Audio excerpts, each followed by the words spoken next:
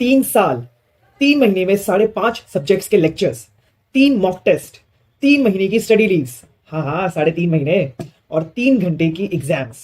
So I am here with the most awaited video on my CA final journey, जिसमें मैं cover करने वाला हूं सारी चीजें from my coachings, articleship, events, friendships, and last but not the leaves, study leaves and mock test. So first of all sorry, ये video 1 महीने बाद आ रही है रिजल्ट के, जो मुझे रिजल्ट के दिन ही अपलोड कर देनी चाहिए थी, बट ड्यू टू सम ऐसा बोल सकते हैं कंफ्यूजन्स अबाउट करियर ऑप्शंस, मतलब बहुत ज्यादा स्ट्रेस था उससे रिलेटेड, क्या करना है आगे, क्या करना है, कहाँ जाना है, कैसे जाना है, किसको अप्रोच करना है, क्या वो सब बहुत ज्यादा कंफ्यूजन चल रहा था। ऑफिस थोड़ा हेक्टिक था, I can say that, and बीच में थोड़े बहुत इवेंट्स हो रहे थे, तो उसकी वजह से मैं ये वीडियो नहीं बना पाया। So extremely sorry for that. And now let's start. इस वीडियो को मैं एक टाइमलाइन के हिसाब से बनाऊंगा कि टाइम वाइज मैंने क्या क्या किया, शुरू से लेके एंड तक बनाऊंगा, ताकि वो अच्छे से बाइफरकेट हो जाए और आपको अच्छे से समझ में आए। तो ऑब्वियसली हमारा रिजल्ट आया था Feb 21 में, तो मैंने March 21 से, मतलब मेरे जो वो है आर्टिकलशिप शुरू हो रही थी वो 23 मार्च से शुरू हो रही थी केपीएमजी में। तो मैंने फर्स्ट वीक ऑफ मार्च से ही मेरे जो लेक्चर्स हैं वीएसआई, मैंने वीएसआई से सारे लेक्चर्स लिए थे, जितने भी सब्जेक्ट्स थे वो सारे वीएसआई से लिए थे। क्यों लिए थे? सबसे पहली बात तो क्योंकि मैंने इंटरमीडिएट में उनसे लिए थे, तो मुझे इंटर में फाइनल में ऐसा था कि मुझे उनके ही मॉक टेस्ट और उनका ही गाइडेंस चाहिए था, तो मैंने इसलिए वो लिए थे। और दूसरा कि कंफ्यूजन नहीं था कि भाई कौन सा इंडिविजुअल सब्जेक्ट्स में कौन कौन से टीचर मिले, कि वो कंफ्यूजन रहता है यार, कौन से टीचर से ले, कौन से टीचर से ना ले, तो मैंने वो कंफ्यूजन को दूर हटाने के लिए सारे सब्जेक्ट्स वीएसआई से ले लिए। So this was the only reason कि मैंने वीएसआई से लेक्चर्स लिए थे। तो फर्स्ट वीक ऑफ मार्च से वो लेक्चर शुरू हो गए थे, हालांकि मैं देखना शुरू नहीं किया था, लेकिन उनके अपलोड होना शुरू हो गए थे। So now here comes the phase of Covid in the sense work from home. तो मेरा स्टार्टिंग ऑफ द आर्टिकलशिप से लेके सितंबर 21 तक अराउंड 6 मंथ्स जो है वो मेरा पूरा वर्क फ्रॉम में बीता। मतलब मैं घर पे इसी रूम में बैठे बैठे मैं अपना काम करता था, एंड बीच बीच में अपना लेक्चर देखता था। तो तब मेरा पढ़ाई का फ्लो बहुत अच्छा था। तो उसमें उस टाइम में, मतलब ये 6 महीने में मेरे 2 सब्जेक्ट्स कंप्लीट हो चुके थे। वीएसआई के साथ साथ जो भी उनका टाइम लाइन होता था उसी के साथ साथ कोई बैकलॉग नहीं था। अब अक्टूबर के बाद सब चीज़ें चेंज हो गई। अक्टूबर से मेरा वर्क फ्रॉम ऑफिस हो गया, तो मुझे मुंबई जाना पड़ा। मुंबई में आरबीजी हॉस्टल पहली बार मैं अपने घर से बाहर निकला। तो घर से बाहर निकलने के बाद वो एक जो डर होता है, मतलब मैं पहले कभी निकला नहीं था, मैं बहुत सहमा सहमा सा बच्चा था, इंट्रोवर्ट था, किसी से बात ज़्यादा नहीं करता था। सो वो थोड़ी नीचे चीज़ें, बेसिकली हसलिंग लाइफ जो है वो शुरू हो गई तब। थोड़ा ढलना वलना माहौल में। फास्ट फॉरवर्ड अगर हम करें तो 1 साल, अक्टूबर 21 से लेके अक्टूबर 22 मेरे केपीएमजी को 1.5 साल हो चुके थे। तो अगर मैं आपको टाइम मैनेजमेंट के बारे में बताऊं, तो केपीएमजी का स्पेसिफिकली अगर मैं बात करूं, तो it depends obviously on your team, कि आपकी टीम कैसी है, आपका काम कैसा है, उस हिसाब से आपको अपनी क्या बोलते हैं, उस हिसाब से आपका टाइम होता है, ऑफिस आवर्स होते हैं। तो अब मैं अगर प्रैक्टिकली बताऊं, तो मैंने जो 6 महीने में 2 सब्जेक्ट्स किए थे वो बेसिकली ऐसे किए थे कि मैं बीच बीच में काम के बीच बीच में लेक्चर देख लेता था जब मुझे टाइम मिलता था। और ये जो मेरा ये वाला एक साल था, अक्टूबर 21 से लेकर अक्टूबर 22 के बीच, मैं पढ़ाई बिल्कुल नहीं कर पाया था, क्योंकि नए नए दोस्त थे, नई नई फ्रेंडशिप्स थी, आरबीजी में इतने सारे इवेंट्स होते थे, कहीं वीकेंड्स पे घूमने चले जाते थे, हर वीकेंड घूमना होता था। तो ये सारी चीज़ों की वजह से और आर्टिकलशिप भी क्योंकि वर्क फ्रॉम ऑफिस हो गया तो ज़्यादा टाइम डिवोट करना पड़ रहा था। तो ये सारी चीज़ों की वजह से मेरा सिर्फ आधा आधा सब्जेक्ट जो है वो हो पाया था पूरे 1 साल में, कंपेयर टू 6 मंथ्स में 2 सब्जेक्ट के लेक्चर्स। सिर्फ मैं लेक्चर्स होने की बात नहीं कर रहा हूँ, मैं लेक्चर्स ही देखता हूँ। So there are 2 kinds of people. एक काइंड होते हैं जो सिर्फ लेक्चर देखते हैं, मतलब बिंज वॉच करते हैं, तो बहुत कम लोग होते होंगे शायद, मेरे ख्याल से। मैं जिनसे भी पूछता हूँ मैं, तो वो कुछ ना कुछ तो कर देंगे। मैं सिर्फ बिंज वॉच करता था, एक लेक्चर देखा, अच्छा उसके बाद दूसरा, तीसरा, चौथा, पांचवा। तो मेरे लिए लेक्चर्स कोई मायने नहीं रखते, लेक्चर्स कैसे भी है, क्या है, अच्छे हैं बुरे हैं, कोई फर्क नहीं पड़ता, क्योंकि मुझे पता है कि लेक्चर्स आपको बाद में याद रहने ही नहीं वाले। They have 0% contribution in your self study में नहीं है, तो फिर ऑब्वियसली आपके रिजल्ट में तो नहीं होगा। बट ऑब्वियसली मतलब ठीक है, इंटरमीडिएट में होता है, क्योंकि इंटरमीडिएट में फ्रेश होते हैं लेक्चर, तो थोड़ा बहुत याद होता है आपने क्या लेक्चर में पढ़ा है, लेकिन फाइनल में बहुत टाइम गैप जो है वो बहुत ज़्यादा बढ़ जाता है। तो आपका जो आप जब आप स्टडी लीव शुरू करते हो, जब पढ़ना शुरू करते हो, तो आपको लेक्चर 0% याद होता है। तो लेक्चर का कोई मतलब नहीं होता, मुझे समझ में आ गया था पहले से ही। मैं लेक्चर्स वैसे ही देखे, बिंजो हुआ सारे के सारे लेक्चर्स। तो मेरे 1 साल में सिर्फ 0.5 सब्जेक्ट्स के लेक्चर्स हुए थे, एंड मैं बिल्कुल सीरियस नहीं था पढ़ाई के लिए। और जो लोग मुझसे पूछते हैं आपने टाइम मैनेज कैसे किया, देख लो भाई, मैंने पढ़ाई नहीं की, वैसे टाइम मैनेज किया मैंने। इवेंट्स में मतलब बहुत सारे कॉम्पिटिशन्स होते थे, पब्लिक स्पीकिंग, इन सब में मैंने बहुत ज़्यादा पार्टिसिपेट किया। मतलब पर्सनैलिटी मेरी जो थी वो 1 साल में बहुत ज़्यादा बन गई। नाउ अक्टूबर 22 में मैंने डिसाइड कर लिया था कि मुझे केपीएमजी में नहीं रहना, फॉर ऑब्वियस रीजन, मतलब फॉर ऑब्वियसली कि वहाँ पे काम जो है वो बहुत मोनोटोनस हो गया था, एंड पढ़ाई का तो कह सकते हैं कि पढ़ाई का थोड़ा टाइम नहीं मिल पा रहा था। तो मुझे इतना था कि मुझे इंडस्ट्रियल ट्रेनिंग में जाना है, none that I know that की इंडस्ट्रियल ट्रेनिंग में भी आर्टिकलशिप से भी ज्यादा काम होता है, मतलब that depends on the profile that you have, ठीक है। सो फॉर्चुनेटली मेरा बीसीजी नहीं हुआ, and I got DBS bank. So DBS bank में credit analyst was my profile from October 22 till current, मतलब मेरी चल रही है मार्च 24 तक मेरी खत्म हो जाएगी, मतलब मेरे पास लगभग 1.5 महीना और है for 1.5 months for my articleship. And अभी भी मैं मुंबई हूँ, मतलब आर्टिकलशिप के लिए मुंबई हो, अभी तो ऑब्वियसली घर पे हूँ। नाउ कम्स दिस पार्ट की अक्टूबर 22 से बैंक में शुरू हो गया। So it was more kind of fixed, मतलब आपका जो वर्किंग आवर्स है वो फिक्स्ड होते थे, मोर काइंड, मतलब ऐसा नहीं कि हर दिन फिक्स होगा, लेकिन मोर और लेस फिक्स्ड होते थे। And weekends majority of the weekends वो आपका काम होता ही नहीं था, मतलब बहुत रेयरली ऐसा होगा कि कभी आपको वीकेंड में काम करना पड़ेगा, ठीक है। तो मेरा वही होता था 9 to 6 के अराउंड ऐसा कोई टाइम होता था मेरा, एंड वीकेंड्स मेरे ऑफ होते थे, तो उसकी वजह से मुझे लेक्चर्स का ज्यादा टाइम मिल पा रहा था। एंड मेरे पास थोड़ी सद्बुद्धि आ गई थी कि भाई मेरा एक साल में जो है वो अटेम्प्ट है, तो मुझे लेक्चर्स में बहुत ज्यादा करना पड़ेगा, क्योंकि आप सोचो एक साल पहले मेरे सिर्फ 2.5 लेक्चर्स हुए। तो तब मैंने स्पीड पकड़ना शुरू किया, और फिर नवंबर 22, दिसंबर 22, जैन 21, उस 3 महीने में मैंने 5.5 सब्जेक्ट्स के लेक्चर निपटा दिए। नाउ द सीक्वेंस, अगर मैं आपको बात करूं सीक्वेंस के बारे में, तो फर्स्ट मैंने ऑब्वियसली मैं सीक्वेंस डिसाइड नहीं कर रहा था, ये बीएसए डिसाइड कर रहा था जब तक मैं उनको फॉलो कर रहा था। उसके बाद तो बहुत ज्यादा बैकलॉग बढ़ता गया, उनके कॉल्स पे कॉल आने लगे कि आपके कितने सब्जेक्ट पे कितने सब्जेक्ट पे। मैं लिटरली मैंने 1 साल तो कॉल पिकअप ही नहीं किया उनका, क्योंकि मेरे को ऐसे बोलने में बहुत गिल्टी लग रहा था कि यार मैम मेरा नहीं हुआ अभी तक, मेरे को और टाइम चाहिए होगा, मतलब बाद में आप शुरू करना कोई नया लेक्चर। वो बोले थे कि लेक्चर नया शुरू कर देते। मैं बोला मैम नहीं हुआ है टाइम। तो वो बोलने में बहुत खराब लग रहा था, मुझे बहुत अंदर से गिल्टी हो रहा था कि यार मैं क्या कर रहा हूँ, मेरे लेक्चर्स ही नहीं हो रहे। तो मैं उनका कॉल ही नहीं उठाया, पूरे 1 साल मेरा यही चला है, अक्टूबर 21 से लेकर अक्टूबर 22 तक मैंने उनके कॉल्स बिल्कुल नहीं उठाए। तो मैंने सीक्वेंस वही था कि जैसे के हिसाब से एफआर ऑडिट था मेरे ख्याल से पहले, या फिर एसएफएम लॉ था पहला, दूसरा एफआर ऑडिट था, मतलब बेसिकली दो सब्जेक्ट के लेक्चर चलते थे। तो एफआर एसएफएम लॉ मेरा पहले ही हो गया था, एफआर ऑडिट चला था, तो एफआर मेरा आधा हो गया था, ऑडिट तो मैंने छुआ भी नहीं था। तो एफआर आधा, audit, GT, IDT, eco law और कॉस्टिंग, ये 5.5 सब्जेक्ट मैंने 3 महीने में देखे। तो यू कैन इमेजिन मैंने कैसे देखे होंगे। ऑब्वियसली इनके घंटे ज़्यादा नहीं थे मेरे ख्याल से, आज ड्यूरेशन बीएसए में कम ही होता है, यू कैन से 600, 700, 800 मेरे ख्याल से इतना ही होगा टोटल मिला मिलू के।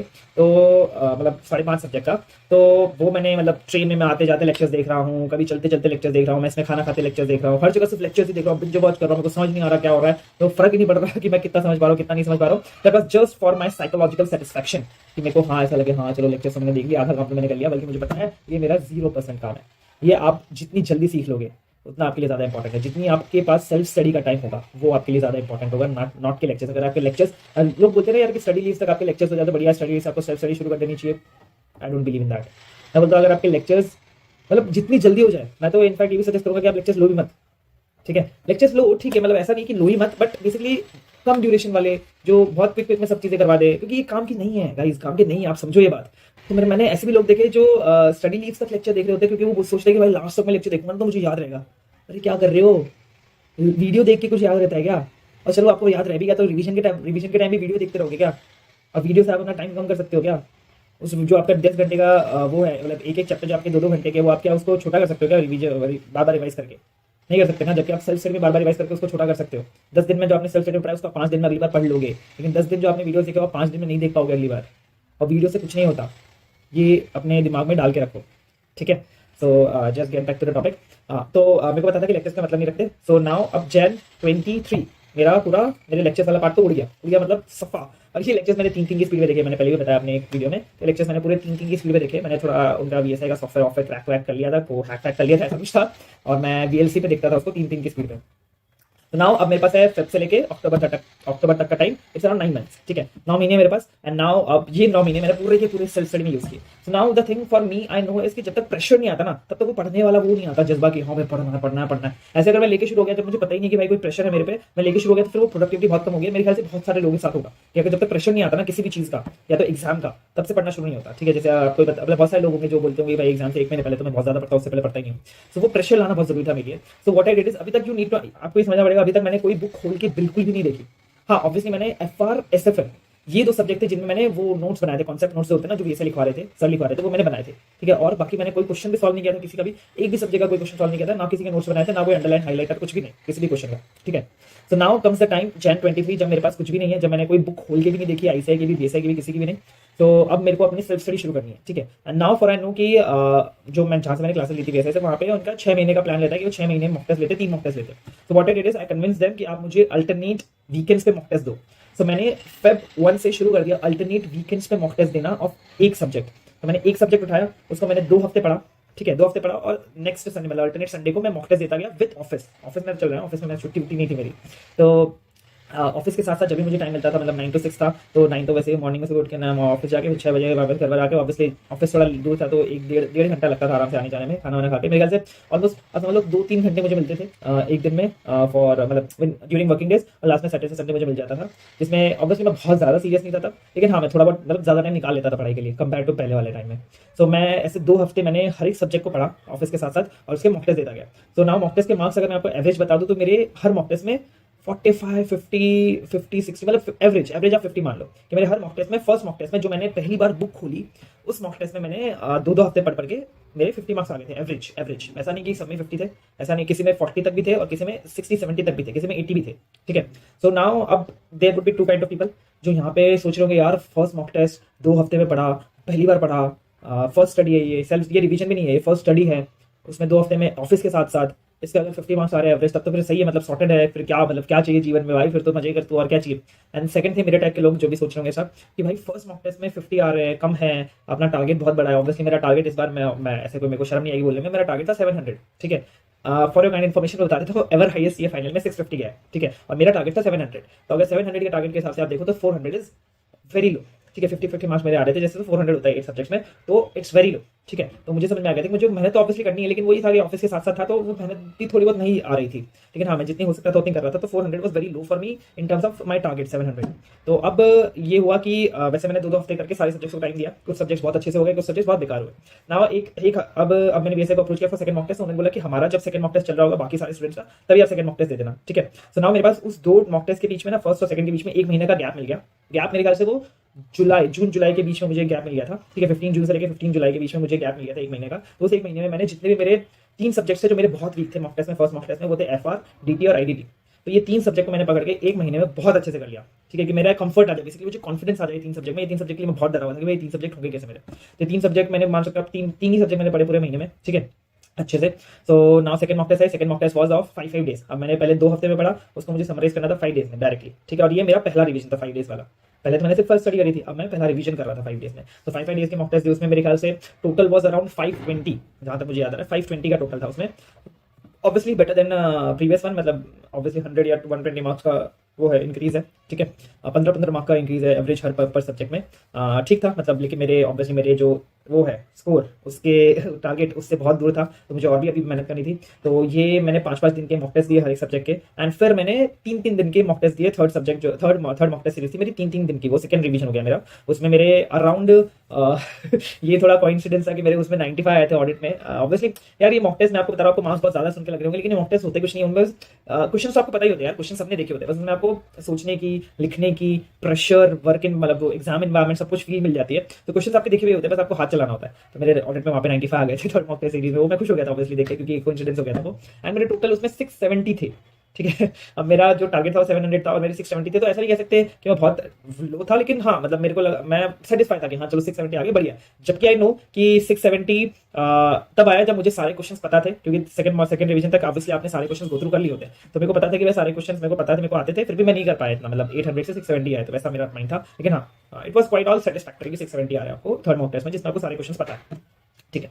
एंड नाउ बीएसए की एक चीज उन्होंने अच्छी करी थी कि उन्होंने 20 दिन का गैप रखा था आपके थर्ड मॉक टेस्ट से आपके फर्स्ट डे ऑफ एग्जाम थे, मतलब 1 नवंबर तक। तो मैंने वो 20 दिन में जो भी मेरा डेफिशिएंट सब्जेक्ट से, मतलब बेसिकली एक ऑडिट डीटी था और एक ऑडिट था, ये 2 सब्जेक्ट थे जो मेरे बहुत अच्छे से नहीं हुए थे, बाकी सारे सब्जेक्ट मेरे अच्छे से हो गए थे। तो मैंने ये ऑडिट और डीटी बहुत अच्छे से कर लिया, मतलब 20 दिन में, और रिवाइज करते करते 2-3 बार रिवाइज कर लिया, बाकी सब्जेक्ट एक बार रिवाइज कर लिया। तो दिस वाज माय स्ट्रेटजी कि मैंने 2-2 दिन करके हर एक सब्जेक्ट रखा, बाकी जितना टाइम बचा वो डीटी ऑडिट में लगा दिया। एंड देन एफआर के लिए I kept 3 days, and then धीरे धीरे करके एग्जाम्स होते गए, एंड मैं धीरे धीरे करके लिखता गया। एक चीज जो मैं इसमें ऐड करना चाहूंगा इज दिस कि व्हाट पर्सनली आई फील, और मैं ऐसा कोई इसमें नथिंग फेक, नथिंग कोई भी मैं ऐसे बना के बोल रहा हूँ। The one thing that I feel is it's not the efforts that I made for CA, for doing CA final या फिर for achieving rank in CA final, it were those 3 hours that made all the difference. 3 hours की वजह से मुझे पता है ये कि 3 घंटे में मैंने बहुत अच्छा लिखा इन टर्म्स ऑफ कि मैं बहुत ज़्यादा सेटिस्फाइड था कि मैं जितना पढ़ सकता था, मतलब जितना ऑब्वियसली मैं पढ़ तो बहुत ज़्यादा सकता था, मैं क्या पता बहुत पहले अच्छे से लेक्चर शुरू कर सकता था, या फिर मैं बीच में जब मैंने सेल्फ स्टडी शुरू की तब उसको मैं टाइम बढ़ा सकता था, वो सब मैं सब कुछ कर सकता था, उससे मैं डिनाई नहीं करता। लेकिन 3 घंटे में गिवन मैंने जितना पढ़ा है उसके हिसाब से 3 घंटे में मैं उससे बेस्ट पेपर नहीं लिख सकता था। और ये सारे पेपर्स की मैं बात करता हूँ, कोई एक पेपर नहीं कि मेरा कोई भी एक पेपर खराब गया हो मेरे हिसाब से कि मेरे को आता था फिर भी मैं अच्छे से नहीं कर पाया, ऐसा कोई पेपर नहीं था। तो 3 घंटे बहुत ज़्यादा इंपॉर्टेंट होते हैं। आपने पहले कितना भी पढ़ लिया हो, कितनी भी मेहनत कर ली हो, या फिर कितनी मेहनत नहीं भी करी हो, लेकिन अगर आपने 3 घंटे संभाल लिया अपने आप को तो आप वंडर्स कर जाओगे। And I was really surprised. मैं ठीक है आप बोलोगे यार रैंक वैंक एक्सपेक्टेड थी, मैं बताऊँ आई वाज रियली सरप्राइज्ड कि मेरी 6th रैंक आई है given the efforts that I have made.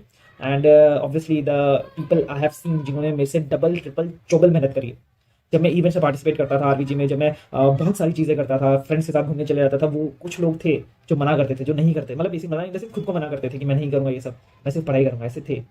And they inspired me कि यार ये लोग अगर अपने आप को रोक सकते तो मैं भी रोक सकता हूँ। And then I started that February से सेल्फ स्टडी वाला थिंग। तो यस, आई फील कि ये जो 3 घंटे बहुत अच्छे गए, उसका reason obviously the mock test था। तो मॉक टेस्ट तो देनी है यार, कुछ भी कर लो, मतलब मॉक टेस्ट नहीं दे रहे तो आप फेल हो रहे हो, सिंपल। मतलब मैं आपको ऐसे, ठीक है यार, ये दिस इज एन वैसे it's not a rule basically, ऐसा नहीं है यार मॉक टेस्ट नहीं दिया तो फेल ही हो रहे हो, but you are increasing the chances of your failure. ऐसा भी है, बहुत सारे रैंकर्स, मतलब एमडीपी मैंने, मेरे को मिले बहुत सारे रैंकर जिन्होंने बोला मैंने मॉक टेस्ट नहीं दी, तो ऐसा होता है, ऐसा नहीं है कि भाई मॉक टेस्ट नहीं दी तो फेल ही हो जाओगे, but chances of failure increases, basically this is that. तो आपको मॉक टेस्ट तो देनी है।